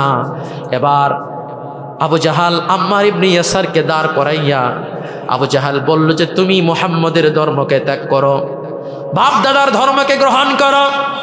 আম্মার রাদিয়াল্লাহু তাআলা আনহু ঘৃণা ভরে তিনি আবু জাহালের এই প্রস্তাবকে প্রত্যাখ্যান করলেন। প্রস্তাবকে প্রত্যাখ্যান করতে দেরি আবু জাহাল হযরত আম্মার ইবনে ইয়াসার রাদিয়াল্লাহু তাআলা আনহুর গায়ের মধ্যে তিনি আগুন ধরিয়ে দিলেন। নাউজুবিল্লাহ। এই 16 বছর 17 বছরের টকবকে যুবকটার গায়ের মধ্যে আগুন ধরিয়ে দিলেন। গায়ের মধ্যে আগুন জ্বলছে, তিনি চিৎকার করতেছেন। সাহাবায়ে কেরাম আবু জাহেলের ভয়ে কেউ সামনে আসার সাহস করতেছে না। আম্মারের চিৎকারে আকাশ বাতাস, মক্কার মরুভূমির আকাশ বাতাসটা এটা একেবারে বাড়ি হয়ে উঠল। সাহাবায়ে কেরাম নবীজির কাছে দৌড়িয়ে গেলেন, ইয়া রাসূলুল্লাহ, ইয়া হাবিবাল্লাহ, আপনার স্নেহের আম্মারের গায়ের মধ্যে আবু জাহাল আগুন ধরিয়ে দিয়েছে গো নবী। তখন নবীজি শোনার সাথে সাথে আমার নবীজি মুহূর্তের মধ্যে তিনি চলে আসলেন মরুভূমির মধ্যে। এসে তিনি দেখতে পেলেন আম্মারের গায়ের মধ্যে আবু জাহেল আগুন ধরিয়ে দিয়েছিল। আম্মার চিৎকার দিচ্ছে। নবীজি আগুনকে লক্ষ্য করে বললেন, ইয়া নারু কুনি বারদাও ওয়া সালামান আলা আম্মার কামা কুনতি আলা ইব্রাহিম। ওরে আগুন, তুমি আমার স্নেহের আম্মারের জন্য ঠান্ডা এবং নীরব হয়ে যাও, যেমন করে আমার পূর্বপুরুষ ইব্রাহিমের জন্য তুমি ঠান্ডা এবং নিরাপদ হয়ে গিয়েছিলে, আমার স্নেহের আম্মারের জন্য তুমি ঠান্ডা হয়ে যাও। নবীজি আমার আগুনকে ধমক দিতে দেরি, আগুন মুহূর্তের মধ্যে থেমে যেতে দেরি হয় নাই, বলি সুবহানাল্লাহ। তাহলে সাহাবায়ে কেরামের ঈমান ছিল হাক্কুল ইয়াকিন। এক মুহূর্ত পর্যন্ত তাদের ঈমান থেকে এক কদম পর্যন্ত কেউ নাড়াতে পারে না। এই কথা বলেন ঠিক কিনা? আজ আমার আপনার পকেটের মধ্যে কেউ যদি এসে 2-4টা টাকা দিয়ে দেয়, তাহলে আমরা আমাদের ঈমানকে বিক্রি করে দিব। কথা কোন ঠিক কিনা বলেন? হাজিরিন, আজকে আমরা দেখতে পাই বাংলাদেশের সীমান্তবর্তী এলাকাগুলো, বিশেষ করে টেকনাফ, যে রোহিঙ্গাদেরকে মায়া করে দয়া করে এদেশের সরকার 11 লক্ষ রোহিঙ্গাকে আশ্রয় দিয়েছিল। অথচ আমরা দেখতে পাচ্ছি তাদের মধ্য দিয়ে দেশের সবচেয়ে নেশা জাতীয় দ্রব্যের বিস্তার তাদের মধ্য দিয়ে হয়েছে। কথা বলেন ঠিক কিনা বলেন? ওই এলাকাটাকে বলা হয় ইয়াবার সাম্রাজ্য। ইয়াবার সাম্রাজ্য। মিয়ানমারের লোক তারা এগুলো চাষ করে, এগুলো ফ্যাক্টরিতে বানায়, আর এগুলোর রুট হিসাবে ব্যবহার করে টেকনাফ দিয়ে আমাদের দেশের মানুষকে বিভ্রান্ত করছে। কথা বলেন ঠিক কিনা বলেন? আপনাদের এলাকায় মাদক আছে নাকি নাই? আছে না নাই? মাদক কি ভালো না খারাপ? কথা বলেন, ভালো না খারাপ? নবীজি আমার বলেছেন, কুল্লু মুস্কিরিন খামরুন ওয়া কুল্লু মুস্কিরিন হারাম। প্রত্যেক নেশা জাতীয় জিনিস যেগুলো আকলকে বিকৃত করে দেয় এগুলো হলো খমর, এগুলো হলো মাদ, আর সকল মাদককে আল্লাহ তাআলা হারাম করেছেন। ওমান শারিবাল খামরা ফিদ দুনিয়া ফামাতা ওয়া হুয়া ইউদমিনুহা লাম ইয়াতুব লাম ইয়াশরাবহা ফিল আখিরাহ। মুসলিম শরীফের হাদিস। নবীজি আমার বলেন, যারা এই পৃথিবীতে মদ পান করবে এবং তওবা করা ছাড়া যারা মৃত্যুবরণ করবে, আল্লাহ তাআলা তাদেরকে পরকালে তাদেরকে মদ পান করাবেন না। সুবহানাল্লাহ কন না? তাদেরকে মদ পান করাবেন না। বলবেন যে আল্লাহ কি মদ খাওয়াইবেন? সুবহানাল্লাহ কন না? যে আল্লাহ মদ খাওয়াইবেন যদি আমরা এই দুনিয়াতে না খাই। কথা বুঝছেন কি না? আলোচনা শোনেন, এরপরে বুঝবেন। আল্লাহ পাক সূরাতুল মায়েদার 7 নম্বর আয়াতে কারিমায় বলেছেন, ইয়া আইয়ুহাল্লাযীনা আমানু ইন্নামাল খামরু ওয়াল মাইসির।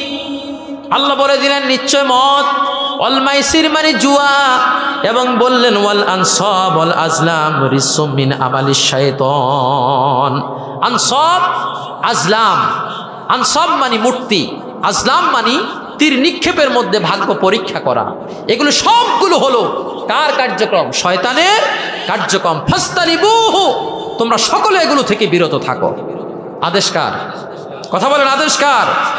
লাআল্লাকুম তুফলিহুন, যদি তোমরা মদ, জুয়া, সকল প্রকারের নেশা জাতীয় দ্রব্য এগুলো থেকে তোমরা বিরত থাকতে পারো, অবশ্যই তোমরা সফল কাম হবে। সুবহানাল্লাহ। নবীজি বলেছেন লা তাশরাবুল খামরা ফাইন্নাহা মিফতাহু কুল্লি শাররিন, তোমরা মদ থেকে বেঁচে থাকো, জেনে রাখো সকল ক্ষতি, সকল ধ্বংসের চাবি হলো মদ। নাউজুবিল্লাহ কোয়ান্না। এখন যারা আল্লাহ কি জান্নাতের মধ্যে ইয়াবা, ফেন্সিডিল, কোকেন, গাঁজা এই সমস্ত জিনিস কি আল্লাহ জান্নাতের মধ্যে রাখছেনি? বুঝেন না? অনেকে প্রশ্ন করবে যে আল্লাহ যে জান্নাতের মধ্যে মদ খাওয়াবেন, একটা শরাব খাওয়াবেন, এটাকে শরাব বলবেন, মদ নয়। ওইখানে কি এই ইয়াবা, ফেন্সিডিল, গাঁজা এগুলো কি আছে? আপনারা বলেন ইয়াবা, ফেন্সিডিল, কোকেন, গাঁজা এগুলো খাইলে মানুষের মস্তিষ্ক এটা কি ভালো থাকে না নষ্ট হয়ে যায়? কথা বলেন, নষ্ট হয়ে যায় নাকি ভালো থাকে? এগুলো নেশা জাতীয় এই দ্রব্যগুলো গ্রহণের কারণে একটা মানুষ ধুকে ধুকে তার ভিতরের ইন্টারনাল সকল ফাংশনগুলো নষ্ট হয়ে যায়। এই লোকটা ধুকে ধুকে তার অল্প দিনে সে মৃত্যুর কোলে ঢলে পড়ে। কথা বলেন ঠিক কিনা বলেন?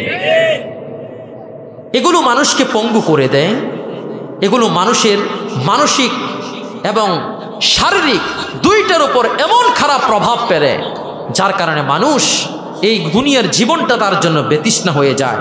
বিষণ্ণতা, দুশ্চিন্তা, মানসিক অস্থিরতা, ঘুম ছাড়া এই লোকটার পাগলামি, মাতলামি এমনভাবে বাড়তে থাকে, এমন অবস্থা হয়ে যায় যে নেশার দ্রব্য কেনার জন্য আজকে বাবার পকেটের টাকা চুরি, কালকে মায়ের কানের ধুল, এগুলো নাই। কথা কন ঠিক কিনা বলেন? পরশুদিন বোনের জিনিস চুরি করে বিক্রি করে, আর বউয়ের কাছে দাবি করে টাকা, টাকা না দিলে বউরে মারে। কথা কন ঠিক কিনা বলেন? এগুলো আছে না নাই? হাজিরিন, মদ, সকল প্রকারের মাদক ইসলাম হারাম করেছে, নিষেধ করেছে। এগুলো সম্পূর্ণ শয়তানি কার্যক্রম, এগুলোর সাথে ইসলাম এবং মুসলমানদের ন্যূনতম কোনো সম্পর্ক নাই। কথা বলেন ঠিক কিনা বলেন? নবীজি আমার বলেছেন, আল্লাহর কোরআনের আয়াত তেলাওয়াত করে নবীজি জানিয়ে দিলেন বাইদা আলাজ্জাতিল লিশারিবিন, আল্লাহ জান্নাতীদেরকে যেই শরাব পান করাবেন, যেই শরাবটা হবে যেটা দুধের থেকেও আরো অনেক অনেক সাদা হয়ে যাবে। বলি সুবহানাল্লাহ। আল্লাহ বলছেন লা ফিহা গাউলুন, এমন এক শরাব জান্নাতীদেরকে আল্লাহ পান করাবেন যাতে কোনো প্রকারের মাতনামি থাকবে না। ওয়ালা হুম আনহা ইউনজাফুন, এবং সেগুলো পান করে তাদের কোনোদিন একটু মাথা ব্যথাও হবে না, একটু দুশ্চিন্তাও হবে না। সুবহানাল্লাহ কইতেন না? আরো জোরে বলেন না? আল্লাহ বলছেন ওয়া আনহারুম মিন খামরিল লাজ্জাতিল লিশারিবিন, আল্লাহ বলেন যারা দুনিয়াতে মদ পান করে নাই, আমি আল্লাহ তাআলা এই জান্নাতের মধ্যে ওই ব্যক্তিদের জন্য সুস্বাদু শরাবের নহর নির্ধারণ করে রেখেছি, সেখান থেকে তারা শরাব পান করবে। বলি সুবহানাল্লাহ। দুনিয়াতে আমরা যে মাদক দ্রব্য এগুলো গ্রহণ করে, ইবনে আব্বাস রাদিয়াল্লাহু তাআলা আনহুমা তিনি তার তাফসীরের মধ্যে বলেন, দুনিয়ার মধ্যে যেই মাদক দ্রব্যগুলো আছে, এই মাদক দ্রব্যের 4টা বৈশিষ্ট্য আছে। 1 নাম্বার হলো এগুলো খেলে মানুষের মাতলামি বাড়ে না কমে। কথা কন না? মাতলামি বাড়ে না কমে? রাস্তার পাশের গাছের যায় ঠেলে, রাস্তার পাশে যায় বিদ্যুতের খুঁটিরে ঠেলে। কথা কন না? এই সর জাগা দে। কথা কন? 2 নাম্বার হলো এগুলো খেলে মানুষের মাথা ব্যথা উঠে যায়। 3 নাম্বার হলো এগুলো খেলে মানুষের বমি বমি ভাব হয়। 4 নাম্বার হলো এই লোকটার ভিতরগত সমস্ত ফাংশনগুলো নষ্ট হয়ে যায়। কিন্তু আল্লাহ তাআলা জান্নাতের মধ্যে এমন শরাবের ব্যবস্থা জান্নাতবাসীদের জন্য আল্লাহ রেখেছেন। আল্লাহ বলেন ইসকাউনা মির রহিকিম মাখতুম। আল্লাহু আকবার বলেন। তাদেরকে মোহর করা বিশুদ্ধ পানীয় আল্লাহ পান করাবেন, যে খিতামুহু মিস্ক, যার মোহর হবে কস্তুরী। আল্লাহু আকবার বলেন। খিতামুহু মিস্ক ওয়া ফি যালিকা ফালইয়াতানাফাসিল মুতানাফিসুন। সুতরাং ওই জান্নাতের সেই শরাব পাওয়ার জন্য প্রতিযোগী যারা আছে ইমানদারদেরকে প্রতিযোগিতা করা উচিত। ও মিজাজুহু মিন তাসনিম, আর তার মিশ্রণ হবে জান্নাতের তাসনিম নামক একটা নহর থাকবে। সেই নহরের সাথে জান্নাতের তাসনিম নহরের মধ্যে মিশ্রণ থাকবে, তাসনিম নহর। সম্মানিত হাজিরিনের জন্য আল্লাহর হাবিব সাল্লাল্লাহু আলাইহি ওয়াসাল্লাম বলেছেন, আমার উম্মতেরা জেনে রাখো, আল্লাহ তাআলা 10 শ্রেণীর মানুষদের উপর লানত দিয়েছেন। লাআনা রাসূলুল্লাহ সাল্লাল্লাহু আলাইহি ওয়াসাল্লাম, আল্লাহর নবীজি লানত দিয়েছেন যে ফিল খামরে আশারা, মদের বিষয়ে 10 শ্রেণীর মানুষের উপর আল্লাহ লানত দিয়েছেন। 1 নম্বর হলো আসিরাহা, যারা মদ পান, যে মদকে প্রস্তুত করে, মদ বানায় না, আর কথা কন না, মদ যে বানায় এটা কি ভালো জিনিস দিয়ে বানায় নাকি ফসা জিনিস দিয়ে বানায়? পচা জিনিস দিয়ে বানায়। আর আল্লাহ এই বান্দার জন্য তিনি ফসা কোনো জিনিস রাখেন নাই, সব ভালো ভালো জিনিস, তাজা তাজা জিনিস আমাদের খাদ্য হিসেবে রেখেছেন, বলি সুবহানাল্লাহ। জাওহারাতুন নাইয়ারা কিতাবের মধ্যে এসেছে, প্রত্যেকটা মানুষের সাথে আল্লাহ 6 জন করে ফেরেশতা সব সময়ের জন্য তিনি নিয়োজিত করে রেখেছেন, সুবহানাল্লাহ। কিন্তু যারা মদ, নেশাজাতীয় দ্রব্য, সিগারেট, গাঁজা, ফেনসিডিল, কোকেন এগুলো খাবে, ইয়াবা, তাদের সাথে ফেরেশতা থাকে না, নাউজুবিল্লাহ কন্না, তাদের থেকে ফেরেশতা আলাদা হয়ে যায়, জুদা হয়ে যায়। সুতরাং যারা মদ প্রস্তুত করে, ওমতাসিরাহা, যাদের জন্য মদ প্রস্তুত করে, এবং ওশারিবাহা, যারা মদ পান করে, ওয়াহামিলাহা, যারা মদকে বহন করে এক জায়গা থেকে আরেক জায়গায় নিয়ে যায়, কথা কোন ঠিক কিনা বলেন? আসেনি এরকম? ওয়াল মাহমুলাতা ইলাইহি, যার কাছে নিয়ে যাওয়া হয়, এবং বলা হচ্ছে ওয়াসাকিয়াহা, জীবনে কোনোদিন অনেকে মদ পান করে, মদের বারে চাকরি করা জায়েজ নাই, যিনি মদ পান করান এটা জায়েজ নাই। ওয়াবাইহা, এটা ক্রয় বিক্রয় করা জায়েজ নাই। ওয়াকিলা সামানিহা, মদ বিক্রয়ের টাকা এটা কখনো খাওয়া এটা জায়েজ নাই। আল্লাহ রাসূল বলেছেন ওয়াল মুশতারি লাহা, যে মদ ক্রয় বিক্রয়কারী, এবং ওয়াল মুশতারাতু লাহু, এবং যার জন্য মদ ক্রয় করা হয়, এই 10 শ্রেণীর ব্যক্তিকে আল্লাহ রাসূল লানত দিয়েছেন, বলি নাউজুবিল্লাহ। আরো জোরে কন্যা নাউজুবিল্লাহ। হাজরিন, আল্লাহ রাসূল বলেছেন যে কিয়ামতের আগে আগে মাদক দ্রব্য এগুলো পানকারীর সংখ্যা কি কমবে না বাড়বে? কথা বলেন না, কমবে না বাড়বে? এগুলোর সংখ্যা বাড়বে। আজকে আমরা দেখতেছি আল্লাহ রাসূল বলেছেন যে ওয়াকসুরু শুরবুল খামর, মদ পানকারীর সংখ্যা দিন দিন বেড়ে যাবে, ভালো মানুষের সংখ্যা দিন দিন কমে যাচ্ছে, কথা বলেন ঠিক কিনা? আল্লাহ বলছেন আয়াতের শেষাংশে, ওয়ালা তাত্তাবিউ খুতুওয়াতিশ শাইতান, তোমরা শয়তানের পদাঙ্ক অনুসরণ করিও না। ইন্নাহু লাকুম আদুউম মুবিন, নিশ্চয় শয়তান হলো তোমাদের প্রকাশ্য শত্রু, প্রকাশ্য দুশমন। নাকি বন্ধু? আল্লাহ বলছেন আদুউম মুবিন, শয়তান হলো আমাদের প্রকাশ্য দুশমন, কথা বলেন ঠিক কিনা বলেন? শয়তানের বহু পদাঙ্ক আছে। আল্লাহ এখানে খুতুওয়াতুন বলেছেন। এই আয়াতের ব্যাখ্যা বলা হচ্ছে যে আমালু বিত্তাআতি ওয়াজতানিবু মা ইয়ামুরুকুম বিহিশ শাইতান, যে তাগুত হলো, খুতুওয়াতুশ শয়তান কি, শয়তানের পদাঙ্কগুলো কি? তাফসীরের কিতাবে বলা হচ্ছে যে আমালুশ শয়তান, যে শয়তানের কার্যক্রমগুলোই হলো শয়তানের পদাঙ্ক। মুফাসসিরিন কেরামগণ বলেছেন যে শয়তানের কার্যাবলীগুলোই হলো শয়তানের পদাঙ্ক। শয়তানের পদাঙ্ক হলো 1 নাম্বার, তার সবচেয়ে বড় পদাঙ্ক যেটা আল্লাহর সাথে শিরক করা। নাউজুবিল্লাহ কন না, আরো জোরে বলেন না নাউজুবিল্লাহ। আল্লাহর সাথে শিরক করা, নামাজ পরিত্যাগ করা, পিতামাতার অবাধ্য হওয়া, মানুষকে অন্যায়ভাবে হত্যা করা, এটি ভালো কাজ না খারাপ কাজ? পিতামাতাকে অভিসম্পদ দেওয়া, জাদুটোনা করা, মানুষকে বান মেরে মেরে ফেলা, এতিমের সম্পদ আত্মসাৎ করা, আর স্বাধীন সতী সাধবী নারীর বিরুদ্ধে অপবাদ দেওয়া, যাকাত না দেওয়া, ক্ষমতা থাকা সত্ত্বেও হজ না করা, আবার আজানের শব্দ শুনে মসজিদে না যাওয়া, এগুলো সবগুলো হলো শয়তানের পদাঙ্ক। নাউজুবিল্লাহ কন না। আবু সাঈদ খুদরি রাদিয়াল্লাহু তাআলা আনহু তিনি বলেন, ইন্না শাইতান ক্বালা, শয়তান আল্লাহর কাছে বলতেছে, ওয়া ইজ্জাতিকা ইয়া রাব্বি, ওগো আমার রব, যে লা আবরাহু উকবি ইবাদাকা মা দামাত আরওয়াহুহুম ফি আজসাদিহিম, ওগো আমার রব, বনি আদমের দেহের মধ্যে যতক্ষণ পর্যন্ত রূহ থাকবে আমি ততক্ষণ পর্যন্ত তাদেরকে গোমরা করতে থাকবো। নাউজুবিল্লাহ কইতেন না? আমাদের দেহে যতক্ষণ পর্যন্ত রূহ থাকবে ততক্ষণ শয়তান আমাদেরকে গোমরা করতে থাকবে। নাউজুবিল্লাহ কান। فقال الرب عز وجل وعزتي وجلالي। শয়তানের এই কমিটমেন্ট শুনে আল্লাহ তাআলা শয়তানকে বলছে, ওরে শয়তান জেনে রাখো লা আযালু আগফিরু লাহুম মাস্তাগফিরুনি। আমার বান্দারা যদি তোর ওয়াসওয়াসার মধ্যে পড়ে যদি কোনো গুনার কাজ করে আমি আল্লাহর কাছে ক্ষমা চেয়ে নেই, আমি আল্লাহর সাথে সাথে আমার সেই বান্দাকে মাফ করে দিব। এই শয়তান আল্লাহ পাক যখন তাকে বেহেশত থেকে বের করে দেয়, শয়তান আল্লাহর কাছে চেয়েছে যে আল্লাহ সারা জীবন আপনার ইবাদত করলাম, এর কিছু বিনিময় আমাকে দেন। আল্লাহ বললেন যে কি চাস? সে বলছে আনজিরনি ইলা ইয়াউমি ইউবআসুন। আল্লাহ আপনি আমার হায়াতটা কিয়ামত পর্যন্ত বাড়ায়া দেন। আল্লাহ বললাম যে ফাইন্নাকা মিনাল মুনজারিন, যাও তোমার হায়াত আমি কিয়ামত পর্যন্ত দিলাম।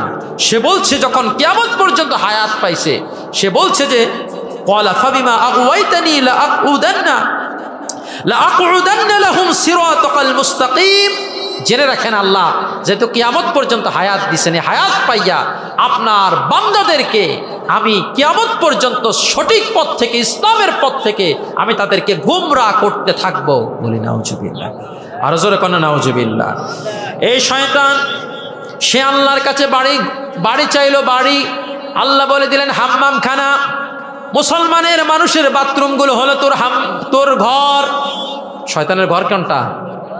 বাথরুম। এই জন্য বাথরুমে যাওয়ার সময় অবশ্যই বাম পা দিয়ে দোয়া পড়ে ঢুকবেন, আল্লাহুম্মা ইন্নী আউযু বিকা মিনাল খুবুসি ওয়াল খাবায়েস। এটা দোয়া করে বাথরুমে ঢুকবেন। অ্যাটাচ বাথরুম যাদের আছে তারাও এই দোয়া করে বাথরুমে ঢুকবেন, যেহেতু হাম্মামগুলো শয়তানের ঘর আল্লাহ তাআলা বানিয়ে দিয়েছেন। শয়তান বলেন আমাকে একটু বসার জায়গা দেন। আল্লাহ বললেন বাজারগুলো হলো তোর বসার জায়গা। 3 নম্বর হলো শয়তান বলে আপনি আমাকে যে মানুষকে আমার দিকে ডাকার জন্য আপনি আমাকে একটা সুযোগ করে দেন। আল্লাহ বললেন আমি তোকে হারাম গান বাজনা এগুলো দিলাম, এগুলোর মধ্য দিয়ে শয়তান মানুষকে তার দিকে ডেকে নিবে। শয়তান বলল যে আমাকে কিছু কথা বলার জন্য দেন। আল্লাহ বললেন মিথ্যা কথা হলো শয়তানের কথা, মিথ্যা কথা কখনো মুসলমানের কথা হতে পারে না। কথা বলেন ঠিক কিনা? মিথ্যা কথা হলো শয়তানের কথা। শয়তান বলল যে আমাকে পান করার জন্য কিছু দেন। আর আল্লাহ বলে দিলেন শরাব মানে মাদক দ্রব্যগুলো হলো শয়তানের পানীয়। বলি নাউজুবিল্লাহ। হাজরিন, আজকে আমরা এমন মুসলমান হয়ে গেছি যে সুদের ছড়াছড়ি আজকে আমাদের এলাকায় হয়ে গেছে। মুসলমান হয়েও আজকে আমরা সুদ খাই। কথা কোন ঠিক কিনা বলেন? আর কথা বলেন ঠিক কিনা বলেন? নবীজি আমার বলেছেন জেনে রাখো, শুনে রাখো যে ইত্তালাতু ফিল জান্নাহ ফারাআইতু আকসার আহলুহা আল ফুকারা। হযরত জিবরিল আমাকে জান্নাতে নিয়ে গিয়েছিলেন। আমি জান্নাতে গিয়ে অধিকাংশ জান্নাতবাসীকে দেখতে পেলাম, তার অধিকাংশ অধিবাসী হলো দুনিয়াতে যারা ফকির ছিলেন, দরিদ্র ছিলেন, তাদের অধিকাংশই হলো জান্নাতি। বলি সুবহানাল্লাহ। নবীজি বলেন ওয়াত্তালাতু ফিন্নার। জিবরিল আমাকে জাহান্নাম দেখিয়েছে। নবীজি বলছেন ফারাআইতু আকসার আহলুহা আন-নিসা। জাহান্নামের অধিকাংশ অধিবাসীকে আমি দেখতে পেলাম, তাদের মধ্যে বেশিরভাগ হলো নারী। কে? যে তারা তাকসুরনাল লানা ওয়া তাকফুরনাল আশিরা, আল্লাহকে বেশি বেশি তারা লানত দেয় এবং স্বামীর অবাধ্য হয়। এই জন্য নারীদের বেশিরভাগ তারা জাহান্নামী হবে। খবরদার আল্লাহকে কখনো গালি দিবেন না। আম্মা জানদেরকে বলবো আল্লাহকে কখনো গালি দিবেন না, স্বামীর কখনো অবাধ্য হবেন না। কথা বলেন ঠিক কিনা বলেন? নবীজি বলছেন আল মারআতু ইজা সাল্লাত খামসাহা, যে আম্মা জান দৈনিক 5 ওয়াক্ত নামাজ পড়বে, ও সামাত শাহরাহা, রমজানের রোজা রাখবে, ও আহসানাত ফারজাহা, নিজের লজ্জাস্থানকে হেফাজত করবে, ও আতাআত বালাহা, স্বামীর আনুগত্য করবে, তার জন্য আল্লাহ জান্নাতের 8টা দরজা খুলে রেখেছেন। যে দরজা দিয়েছে সে দরজা দিয়ে আল্লাহর জান্নাতে চলে যাবে। জোরে কন্যা সুবহানাল্লাহ। হাজরিন, জেনে রাখুন, শুনে রাখেন, সুদের সাথে আমাদের মুসলমানের কোনো সম্পর্ক আসেনি। সুদ খাওয়া এটা কার কাজ? শয়তানের কাজ। বলেন না? এটা আমালু শয়তান, খুতুওয়াতু শয়তানের মধ্যে একটা কাজ হলো সুদের সাথে সম্পর্ক রাখা। নবীজি বলছেন দিরহামুর রিবা ইয়াকুলুহুর রাজুলু ওয়া হুয়া ইয়ালামু আশাদ্দু মিন সিত্তাতি ওয়া সালাসিনা জিনা। মুসনাদে আহমদ শরীফের হাদিস। নবীজি বলছেন জেনে শুনে কেউ যদি এক দেড়হাম কত বোঝেন তো? দুবাইয়ের এক দেড়হাম কত এখন? 32-33 টাকা মনে হয়, বা 33-34 টাকা। এই 33-34 টাকা যদি কেউ সুদ খায়, নবীজি আমার বলছেন যে এক দেড়হাম সুদ খাওয়ার কারণে আল্লাহ তার আমল নামায় সালাসাতিউ, যে আল্লাহ রাসূল বলছেন মিন সিত্তাতি ওয়া সালাসিনা জিনা, তার আমল নামায় আল্লাহ তাআলা 36 বার জিনা করার গুনাহ তার আমল নামায় দিয়ে দেন। জোরে কন্যা নাউজুবিল্লাহ। কয় টাকা? এক দেড়হাম, মানে 33-34 টাকা কেউ যদি সুদ খায়, আল্লাহ তার আমল নামায় 36 বার জিনা করলে যে অপরাধ হবে তার থেকেও বেশি গুনাহ তার আমল নামায় লেখা হবে। আচ্ছা আপনারা বলেন, একটা বেশ্যা মহিলাকে যদি আপনাদের এই গ্রামে আসে, আদর্শ জয়নগর আদর্শ গ্রামে আসে, আপনারা কি তাকে ইজ্জত করবেন নি? হ্যাঁ, সবাই যদি জানে যে এটা একটা বেশ্যা মহিলা, খারাপ মহিলা, দেহ বিক্রি করে, এই মহিলাকে দেখলে আপনার থুতু মারবেন। কথা কোন ঠিক কিনা বলেন? আর তার থেকেও জঘন্য যারা এক দেড়হাম পরিমাণ সুদ খায়, নবীজি বলছেন যে তাদের আমল নামায় 36 বার জিনার থেকেও বেশি অপরাধ লেখা হয়েছে। বলি নাউজুবিল্লাহ। নবীজি বলছেন শুনে রাখো, কাল আমাকে যখন জিবরিল আমাকে নিয়ে, আমি দেখলাম স্বপ্নের মধ্যে আমাকে নিয়ে এমন একটা পানির নহরের কাছে, নদীর কাছে নিয়ে গেল, যে নদীর পানি নাই, দেখতে পেলাম শুধু রাল শুধু রক্ত। সে রক্তের মধ্যে কিছু মানুষ যারা হাবুডুবু খাচ্ছে, তারা পাড়ের মধ্যে একটু আসার জন্য চেষ্টা করতেছে, কিন্তু যখনই পাড়ে আসে তাদের মাথার উপরে বড় বড় পাথর নিক্ষেপ করে আবার তাদেরকে তাড়িয়ে দেওয়া হয়। নবীজি প্রশ্ন করলেন যে এরা কারা? তখন বলা হলো এরা দুনিয়াতে সুদ খেত, এজন্য আল্লাহ তাদেরকে শাস্তি দিচ্ছেন। বলি নাউজুবিল্লাহ। আরো জোরে কন্যা নাউজুবিল্লাহ। হাজরিন, এগুলো শয়তানের কাজ। ঘুষ খাওয়া এটি শয়তানের কাজ, সুদ খাওয়া শয়তানের কাজ। এগুলোর সাথে ইসলাম এবং মুসলমানদের কোনো সম্পর্ক নাই। কথা বলেন ঠিক কিনা বলেন? যে আর রাশি ওয়াল মুরতাশি কিলাহুমা ফিন্নার।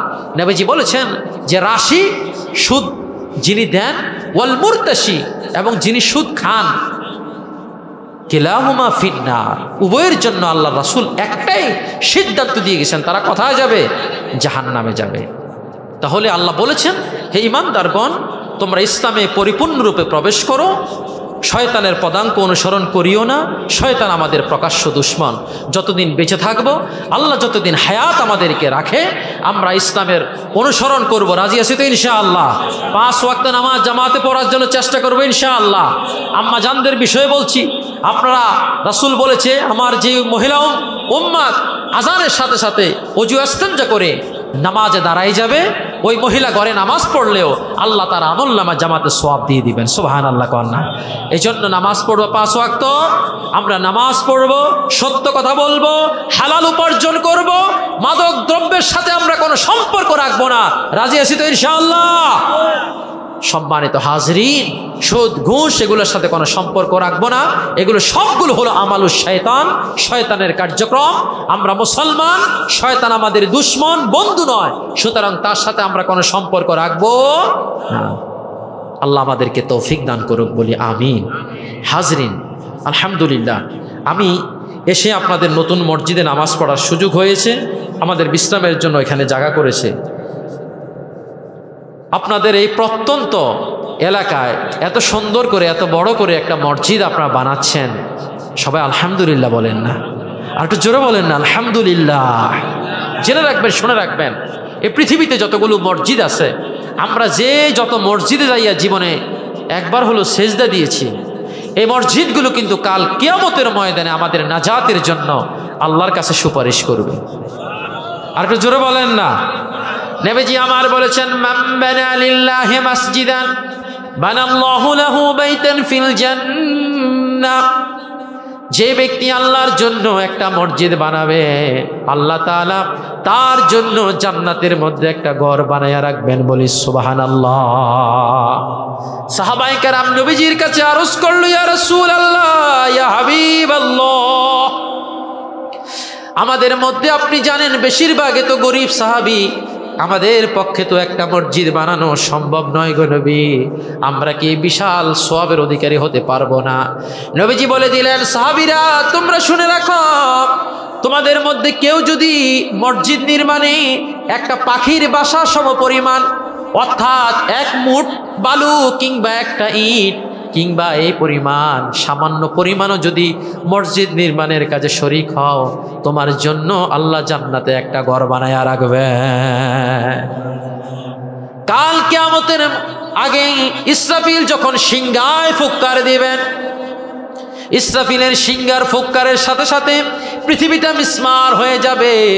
কিন্তু হাদিস শরীফের মধ্যে এসেছে, দুনিয়ায় দাঁড়িয়ে থাকা একটা মসজিদও কাল কিয়ামতের ময়দানে ধ্বংস হবে না। আল্লাহ তাআলার ফেরেশতারা জমিনের সমস্ত মসজিদগুলোকে তারা উঠাইয়া নিয়া আল্লাহর ঘর বাইতুল্লাহর সাথে মিশাইয়া এই মসজিদগুলোকে আল্লাহর জান্নাতে নিয়ে যাবেন। বলি সুবহানাল্লাহ। জেনে রাখেন, দাকায়েকুল আখবারের মধ্যে ইমাম গাজ্জালী রাহমাতুল্লাহ আলাইহি তিনি বলেছেন যে এই পৃথিবীতে আমরা যে মসজিদগুলোতে নামাজ পড়তেছি, হাসরের ময়দানে আমরা যে ফুলসিরাতের রাস্তার গোয়ায় যে অনেক মানুষ কান্না করবে, ফুলসিরাতের অবস্থা ভয়াবহতা দেখে, তখন ফেরেশতা তাদেরকে বলবেন, তোমরা কেন কাঁদতেছ? বলে, আমরা এই চিকন সরু ফুল যার নিচে জাহান্নাম, আমরা কেমন করে পার হব? বলে যে দুনিয়াতে তোমরা নদী, দুনিয়াতে কিভাবে নদী, সাগর, এগুলো তোমরা কিভাবে পার হতে? বলে যে এগুলোতে নৌকা দিয়া, স্টিমার দিয়া, লঞ্চ দিয়ে পার হতাম। বলে যে তখন ফেরেশতারা তাদের সামনে মসজিদগুলোকে হাজির করিবেন। সুবহানাল্লাহ কন্যা। বলে যে এই মসজিদ, এগুলো যেগুলোতে তোমরা দুনিয়াতে নামাজ পড়ছো, এগুলোকে আল্লাহ তাআলা আজকে তোমাদের ফুলসিরাতের বাহন বানাই দিয়েছেন। সুবহানাল্লাহ কন। হাজরিন, আলহামদুলিল্লাহ, আপনাদের এলাকায় যে মসজিদ হইতেছে এতে খুশি না বেজার? আরে কথা বলেন, খুশি না বেজার? আল্লাহর ঘর বাইতুল্লাহতে রহমত নাজিল হয়, বাইতুল্লাহ থেকে সারা পৃথিবীর সমস্ত মসজিদগুলোতে রহমতগুলো বিতরণ হয়, সেখান থেকে প্রত্যেকটা ঘরে ঘরে মহল্লায় আল্লাহ রহমতগুলো পৌঁছে যায়। সুবহানাল্লাহ কন। এটা হেদায়েতের একটা মারকাজ, আমাদের আত্মার খোরাক, যে পৃথিবীর জমিনের মধ্যে খায়রুল বিকায়ে মাসাজিদুহা, পৃথিবীর জমিনের মধ্যে সবচেয়ে উত্তম জায়গা হলো আল্লাহর ঘর মসজিদগুলো। সুবহানাল্লাহ কন্যা। ওয়াশাররুল বিকায়ে আসওয়াকুহা, এবং পৃথিবীর জমিনে সবচেয়ে খারাপ জায়গা হলো বাজার। কথা বলেন, কি বাজার, দোকানপাট। হুজুরে এই বিষয়ে কথা বলছেন, আমি শুনছি অল্প কয়েকটা কথা বলছেন, খুবই মূল্যবান কথা বলেছেন। আল্লাহ নেখায়াত দান করে পড়ি।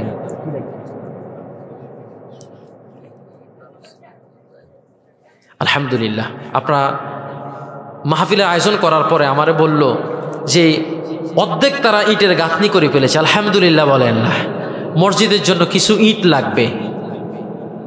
হুজুরে বলছে যে পাড়ায় পাড়ায় বাঁশের ঝাড় থাকে, সব বাঁশ কিন্তু ভালো কাজে ব্যবহার হয় না। কথা কন না, কোনোটা মসজিদে লাগে, আবার কোনোটা বাথরুমেও লাগে।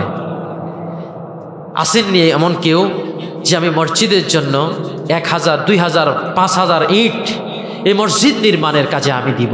যতদিন এই মসজিদ থাকবে কিয়ামত পর্যন্ত আমি এই মসজিদের প্রত্যেকটা ইট সারাক্ষণ তাসবিহ পাঠ করে, আর সেই সওয়াবের ভাগীদার আমি একজন হয়ে যাব। সুবহানাল্লাহ কন্যা। আসেননি কেউ মসজিদের জন্য 1000, 2000 ইট দেওয়ার মতো? এমন কোনো ভাই আসেননি? 1000 ইটের দাম কত? 14,000 টাকা 1000 ইট। হাসিয়েন না, 1000 14,000 টাকা কি কিছুই না। আপনি এখন মরে গেলে ওই আমি কিসের মালিক? কাফনের 2-3 টুকরা কাপড় ছাড়া আর কোনো কিছুর মালিক নেই আমরা। বলেন, কিছুর মালিক না। দিবেন কোথায়? বলেন না, কোথায়? মসজিদে। কোথায় দিবেন? কার সন্তুষ্টির জন্য? আল্লাহর সন্তুষ্টির জন্য।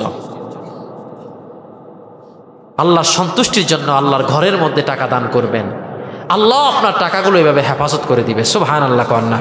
এই পৃথিবীতে কত ধনাঢ্যশীল মানুষ রাস্তার ফকির হয়ে আজকে হাঁটতেছে, আবার কত গরিব মানুষ যারা আজকে তারা উঁচু উঁচু বিল্ডিং বানাইয়া গরিব গরিব মানুষ আজকে উঁচু বিল্ডিং বানায় রাখছে, কথা বলেন ঠিক কিনা বলেন?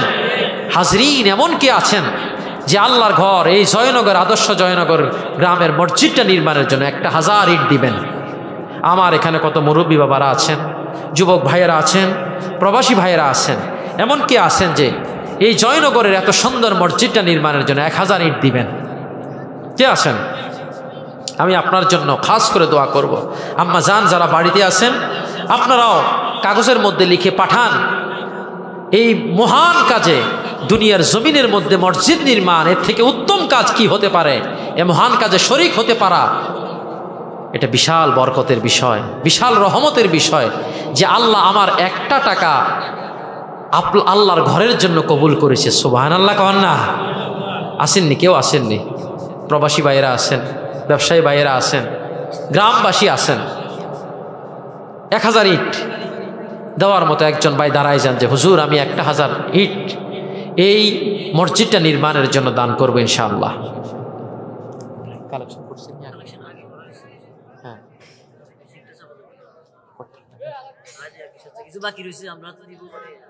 আচ্ছা আচ্ছা, আমরা তো ওনারা কিছু কালেকশন করছে, আলহামদুলিল্লাহ। মসজিদটা নির্মাণ হয়ে যাক, কথা বলেন ঠিক কিনা বলেন? তারা আপনারা কে আছেন মসজিদের জন্য 10,000 টাকা, 5,000 টাকা, 2,000, 1,000 এমনি করে কয়েকজন ভাই একটু নাম লেখান। 10,000 টাকা একজন ভাই নাম লেখান। আমি খাস করে আপনার জন্য দোয়া করব, আন্তরিকভাবে দোয়া করব। মসজিদের জন্য 10,000 টাকা দেওয়ার মতো একজন ভাই প্রথমে দাঁড়াই যান যে হুজুর আমি মসজিদের জন্য, আল্লাহ সন্তুষ্টির জন্য, মুরব্বীরা বেঁচে নাই কবরে আছে, মুরব্বীদের মাগফিরাতের জন্য আমি দিলাম 10,000 টাকা। কে আছেন? যুবক ভাইয়েরা আছেন, ছাত্র ভাইয়েরা আছেন, নাম লেখান না। আপনি শুধু দেওয়ার জন্য নিয়ত করেন, ব্যবস্থা কে করবে? আল্লাহ ব্যবস্থা করে দিবে। আমরা কেউ ধন সম্পদের স্থায়ী মালিক নয়, আমরা কেউ ধন সম্পদের স্থায়ী মালিক নয়। আমরা শুধু আমাদের যে এইটুকু জায়গার মধ্যে আমরা কবরে যাব 3.5 হাত মাটি, ওইটারে মালিক আমরা, কথা বলেন ঠিক কিনা বলেন? হাজেরিন, কে আছেন যে মসজিদের জন্য 10,000 টাকা দিব? বেশি চাপাচাপি করবো না, আমি বেশি, আমাদের প্রধান বক্তা আলহামদুলিল্লাহ হযরত হাফেজ মাওলানা সালমান সাদি মাদ্দাজিলুল আলী, তিনিও চলে এসেছেন, একটু পরেই তিনি স্টেজে চলে আসবেন। কে আছেন যে হুজুর আমি 10,000 টাকা? একজন ভাই দাঁড়াই যান, আমি খাস করে আপনার জন্য আন্তরিকভাবে দোয়া করব। মুরব্বী বাবারা অনেকে আছেন, সন্তানরা বিদেশে আছে, কে আছেন? কে আছেন? একজন ভাই দাঁড়াই যান যে হুজুর আমি আল্লাহর ঘরটা নির্মাণের জন্য 10,000 টাকা দিব। আসেননি? আসেননি কেউ? মুরব্বী দিবেন? আলহামদুলিল্লাহ, আলহামদুলিল্লাহ। কি নাম মুরব্বী বাবা? সাইমন খন্দকার, সৌদি আরব প্রবাসী আছে।